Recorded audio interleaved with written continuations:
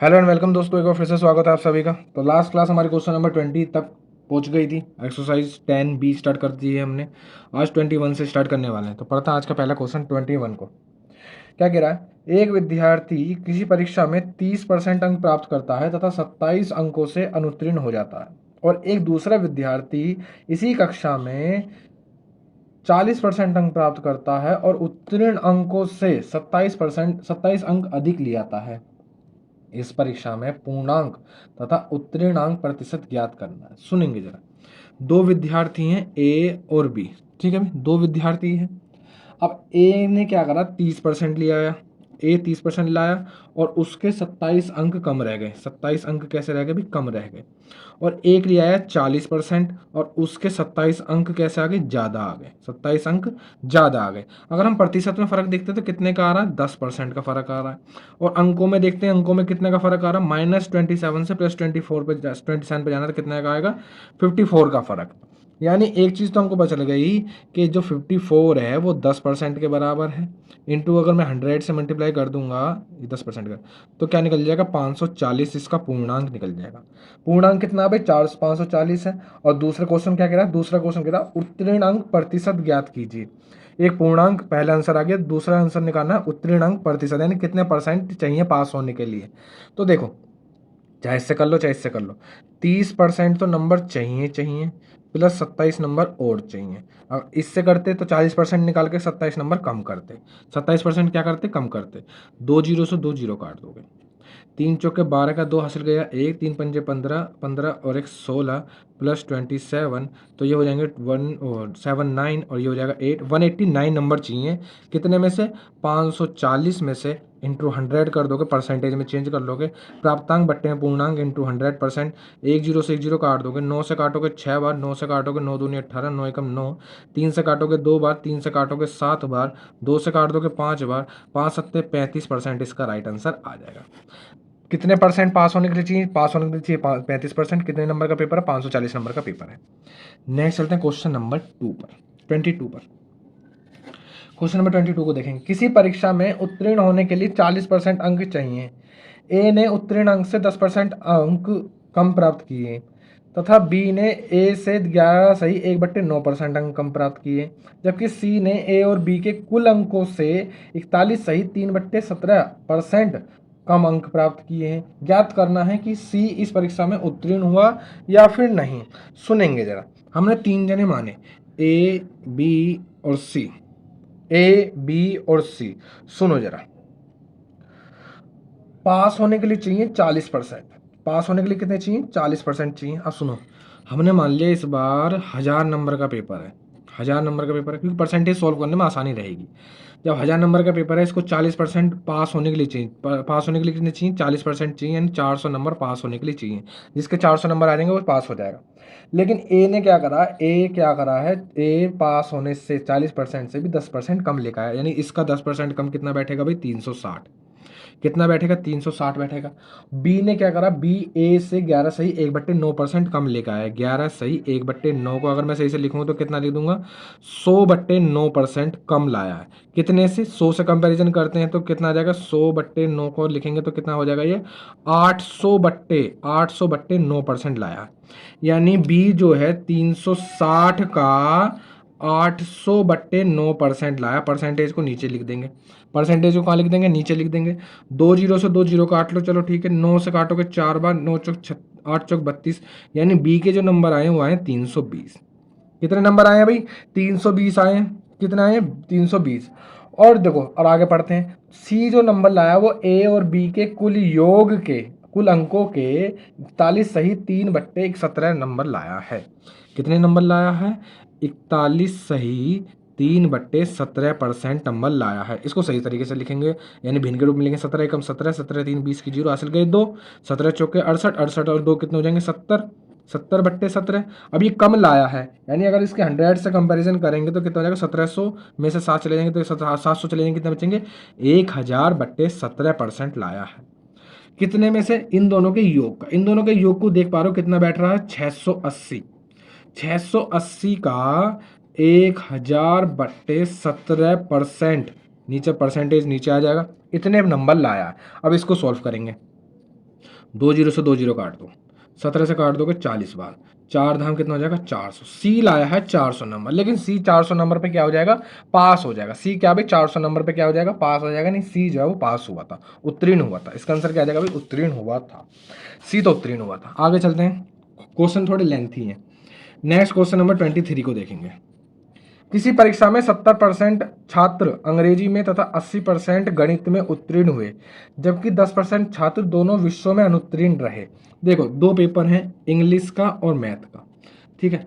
इसमें 70% है, इसमें 80% है, और दोनों में फेल होने वालों की छात्रों की संख्या है 10%। तो मैंने आपको बताया इसमें लिखा लेंगे सर्कल मेथड। सर्कल मेथड दोनों से इंटरकनेक्ट करते हुए ये आ जाएगा हमारा इंग्लिश का, ये आ जाएगा मैथ का। इसमें 10% बच्चे फेल हुए। कितने परसेंट बच्चे फेल हुए, 10% बच्चे फेल हुए हैं। यदि 144 छात्र दोनों में उत्तीर्ण हुए, ठीक है, उसको बाद में देखेंगे। सुनो, अगर इसमें 10% बच्चे दोनों में फेल हुए, 70% इंग्लिश में पास हुए, तो फेल होने वालों की संख्या कितनी है, 30%। जब पास 70% हुए हैं तो फेल होने वालों की संख्या कितनी है भाई, 30%। मैथ में 80% पास हुए तो फेल होने वालों की संख्या कितनी है, 20%। अब सुनो, 30 में से 10 तो यहाँ चले गए तो कितने बच्चे, 20% इस सर्कल में आएगा। 20 में से 10 यहाँ चले गए तो कितने बच्चे, 10% इस सर्कल में आएगा। यानी टोटल फेल बच्चों का परसेंटेज कितना है, 40%। टोटल कितने बच्चे फेल हुए, 40% बच्चे फेल हुए। कितने पास हुए, फिर पास हुए 60% बच्चे पास हुए। अगर टोटल 40% बच्चे फेल हुए हैं तो पास कितने हुए, पास सिर्फ 40%, 60% बच्चे पास हुए। अब 60% बच्चों की हमको संख्या दे रखी है 144। वो कह रहे हैं कि 144 बच्चे पास हुए। परीक्षार्थियों की संख्या ज्ञात करनी है, यानी टोटल संख्या बतानी, 100 से मल्टीप्लाई कर देंगे। एक जीरो से एक जीरो काट लोगे, 6 से इसको काटोगे, ये भी कट जाएगा। 6 दूनी 12, 6 चौक 24, कितना आ जाएगा, 240। कितने स्टूडेंट हैं, 240 इसका राइट आंसर आ जाएगा। आंसर कितना आ जाएगा भाई, 240 इसका राइट आंसर आ जाएगा। नेक्स्ट चलते हैं क्वेश्चन नंबर 24 पर। एक मिनट देखना, पेन चेंज कर लेते हैं, पेन खराब है। नेक्स्ट चलते हैं क्वेश्चन नंबर 24 पर। क्वेश्चन नंबर 24 को देखेंगे क्या कह रहा है। किसी परीक्षा में सम्मिलित लड़के तथा लड़कियों की संख्या का अनुपात दे रखा है। देखो, बॉयज और गर्ल्स का जो अनुपात दे रखा है वो दे रखा है 16:9। 16:9 दे रखा है, ठीक है। आगे देखो क्या कह रहा है, इस परीक्षा में उत्तीर्ण हुए लड़कों तथा लड़कियों का, ये तो संख्याओं का, और हमको दे रखा पास होने वालों का भी अनुपात दे रखा। कितना दे रखा, 5:4। ये भी लड़कों लड़कियों का, ये भी लड़कों लड़कियों का, ठीक है। यदि 80% लड़कियां उत्तीर्ण हुई तो कितने प्रतिशत लड़के उत्तीर्ण हुए, और यह भी ज्ञात कीजिए कि कुल कितने प्रतिशत विद्यार्थी इस परीक्षा में उत्तीर्ण हुए।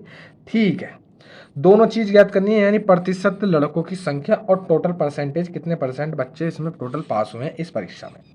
सुनेंगे जरा, सुनेंगे जरा, इस टाइप के क्वेश्चनों में क्या करते हैं। हमने माना इनके साथ लगाओगे x, क्या लगाओगे x, टोटल संख्या कितनी हो जाएगी, 25x हो जाएगी, ठीक है। इसका काम आएगा अभी। अब सुनो जरा, 9x में से सिर्फ 80% लड़कियां पास हुई हैं। पास होने वालों की संख्या कितनी है, 80% लड़कियां पास हुई हैं। 80% का अगर निकालने चलेंगे तो कितनी हो जाएगा, 20 से चला जाएगा 4 बार, 20 से चला जाएगा 5 बार, ये हो जाएगा 36x/5, यानी इतनी तो लड़कियां पास हुई हैं। इतनी लड़कियां पास हुई हैं। अब अगर मैं लड़कों की संख्या निकालने चलूं, क्योंकि देखो पास वालों की संख्या अनुपात दे रखा है मुझे, अगर मैं बॉयज़ की बात करने चलूं, यहाँ पर बॉयज़ की बात करने चलूं तो सुनो, बॉयज़ की कैसे निकालूंगा। अगर ये लड़कियों का अनुपात इतने के बराबर है, यानी 36/5x किसके बराबर, 4x के बराबर, 4 के बराबर है, तो लड़कों का कितना आ जाएगा, लड़कों का कर देंगे 5 से गुणा। लड़कों के लिए क्या कर देंगे, 5 से गुणा कर देंगे। इसको सॉल्व करेंगे, 5 से 5 कर जाएगा, 4 से ये भी कट जाएगा, यानी लड़कों की संख्या आ जाएगी 9x। लड़कों की संख्या कितनी आ जाएगी भी, 9x आ जाएगी। हमसे पूछा है लड़कों की संख्या का प्रतिशत, लड़कियों की संख्या का प्रतिशत, यानी देखो 16x में से 9x लड़के पास हुए हैं, यानी इसका परसेंटेज निकाल देंगे। क्वेश्चन को दोबारा देखते हैं। ये हमको अनुपात दे रखा था, ये हमको पास वाला अनुपात दे रखा, हमने फिर लड़कियों का परसेंटेज दे रखा था, कितने परसेंट लड़कियां पास हुई हैं। 80% पास हुई हैं, कितनी लड़कियां पास हुई हैं, 36x/5 लड़कियां पास हुई हैं, ठीक है। इतनी लड़कियां पास हुई हैं। अब मुझे इन दोनों का अनुपात दे रखा तो मैंने देख लिया लड़के कितने पास हुए, लड़के इतने पास हुए, लेकिन क्वेश्चन में घुमा के पूछा, क्वेश्चन ने पूछा कितने परसेंट लड़के पास हुए हैं, कितने परसेंट लड़के पास हुए हैं। अब सुनो जरा, 16x में से 9x लड़के अगर पास हुए हैं तो इंटू कर दोगे 100%। सो x से x कैंसिल हो जाएगा, 4 से चलो इसे कर दो, ऊपर गुणा कर दोगे तो 900 हो जाएगा और नीचे कितना आ जाएगा 16। 16 से इसको काटोगे 16 पंजे 80, यहाँ से बच 10 बचेगा, 16 छिक्के 96, फिर यहाँ से बचेगा हमारा 4, 16 दूनी 32, 16 पंजे 80, यानी 56.25% लड़के पास हुए। 56.25% लड़के पास हुए। एक क्वेश्चन का आंसर आ गया। अब दूसरा क्वेश्चन उसने पूछा था किसी क्लास मतलब टोटल विद्यार्थी कितने परसेंट बच्चे पास हुए। देखो लड़कियां इतनी पास हुई हैं, लड़के इतने पास हुए हैं, टोटल स्टूडेंट ये हैं, तीनों का परसेंटेज निकाल दोगे। टोटल अगर दोनों को जोड़ूंगा मैं, यानी लड़कियां प्लस लड़के कितने बैठ रहे हैं, 5 दिन 45, 45 और कितने हो जाएंगे हमारे 81, 81 x/5 इतने बच्चे पास हुए हैं। कितनों में से, 25 बच्चों में से। इंटू कर देंगे 100, इंटू क्या कर देंगे 100 कर देंगे। इसे सॉल्व करेंगे, सुनो जरा, इसको इधर ले आऊंगा तो ये हो जाएगा, कितना हो जाएगा 81x/125 इज इक्वल टू 100। 5 से काटोगे 5, 25 से काटोगे 5 बार, 25 से काटोगे 4 बार, x से x भी कैंसिल हो जाएगा।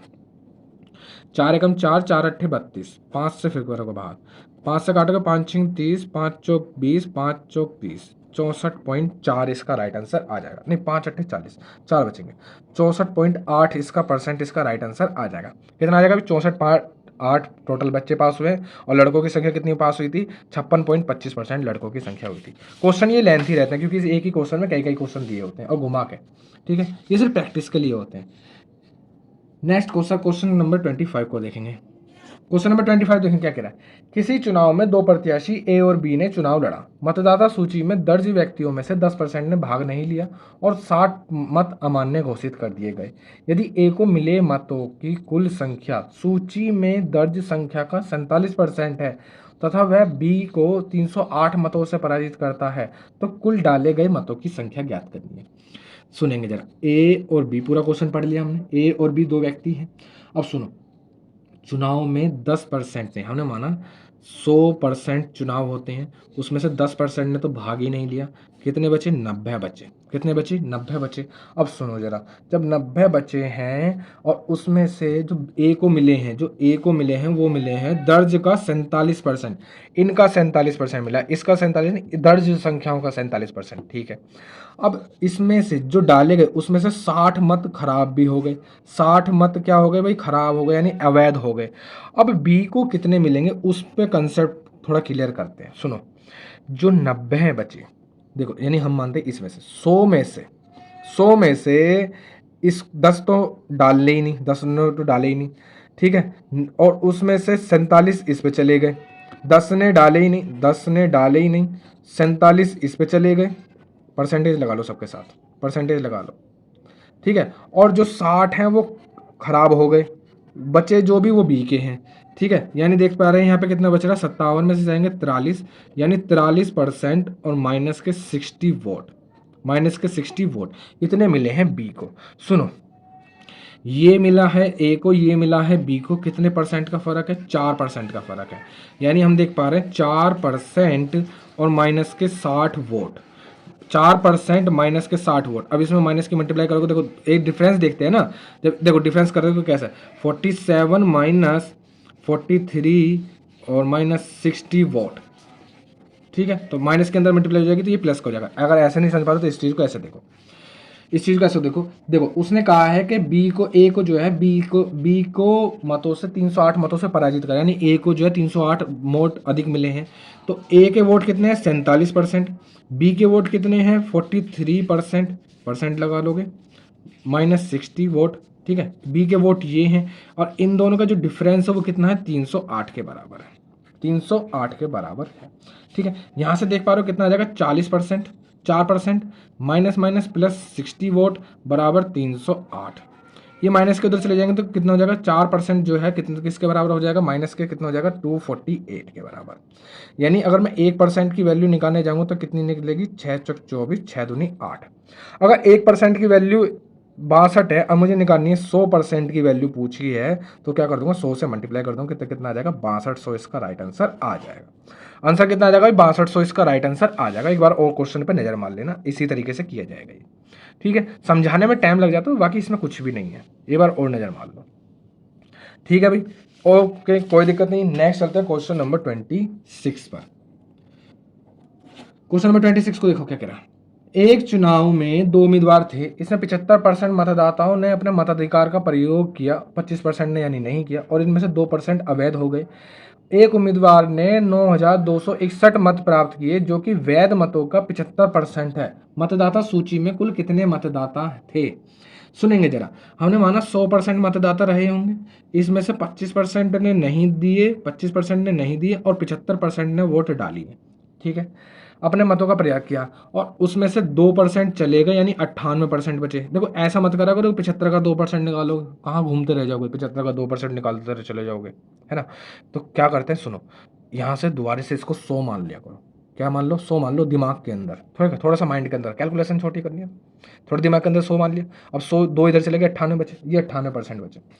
अब 98% में से एक को मिला है 9,261 मत मिले हैं, ठीक है, जो कि वैध मतों का 75% है।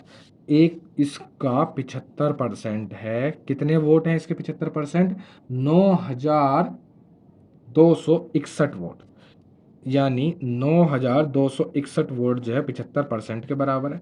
इंटू अगर 100 से करोगे तो पहुंचोगे यहाँ, यानी ये सब 98 के बराबर है। इंटू 100 से मल्टीप्लाई करोगे तो पहुंचोगे यहाँ, यानी ये सब 75 के बराबर है। इंटू 100 से मल्टीप्लाई करोगे तो पहुंचोगे यहाँ, और हमें पहुंचना वहीं। कुल मतदाताओं की संख्या बतानी है। इसे सॉल्व करेंगे।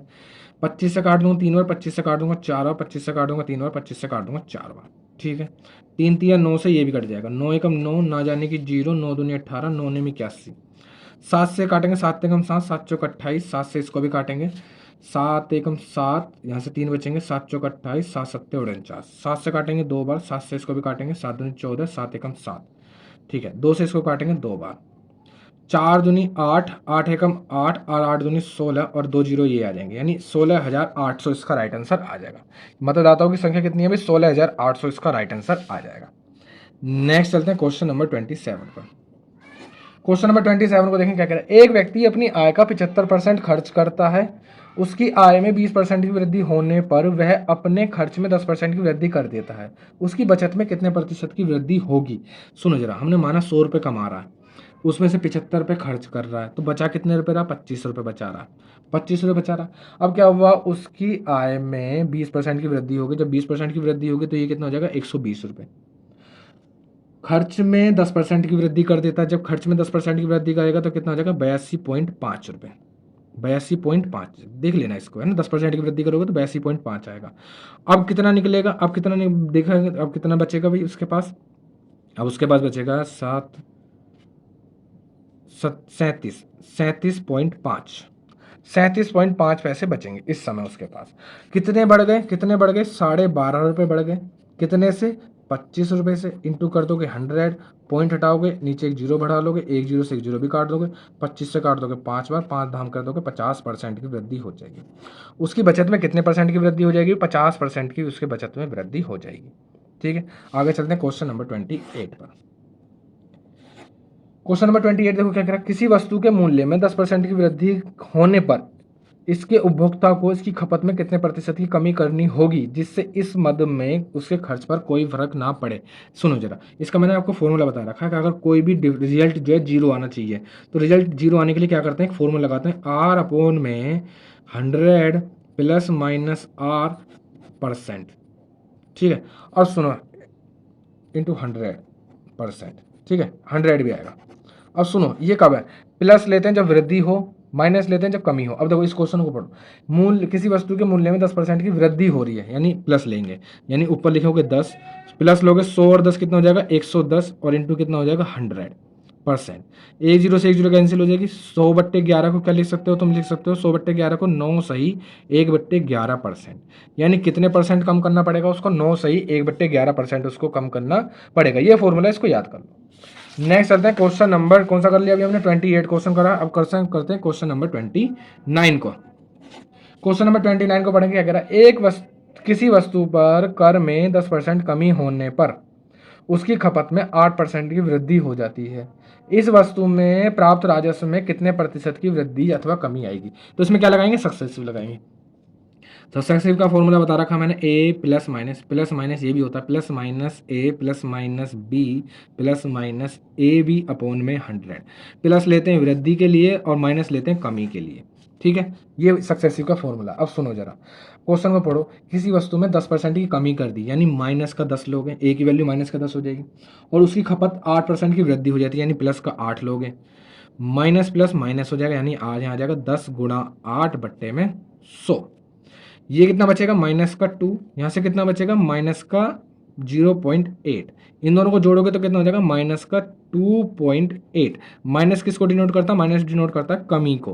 कमी कितनी हो रही है, 2.8% की कमी हो रही है। ये फॉर्मूला सक्सेसिव का। इससे क्या आ जाएगा, 2.8% की कमी हो रही है। क्वेश्चन नंबर 29 का क्या आ जाएगा भाई, कमी हो रही है कितने की, 2.8% की। नेक्स्ट चलते हैं क्वेश्चन नंबर 30 पर। क्वेश्चन नंबर 30 को देखें क्या कह रहा है। दालों के मूल्य में 30% वृद्धि होने पर एक गृहिणी को उसकी खपत कितने प्रतिशत कम करनी होगी, जिससे इस मद में केवल खर्च 10% बढ़े। ठीक है, 10% बढ़े। अभी तक मैंने आपको एक फॉर्मूला बताया था रिजल्ट, जिसमें जीरो रहता है। रिजल्ट क्या रहता है, जीरो रहता है। रिजल्ट क्या रहता है, जीरो रहता है ना।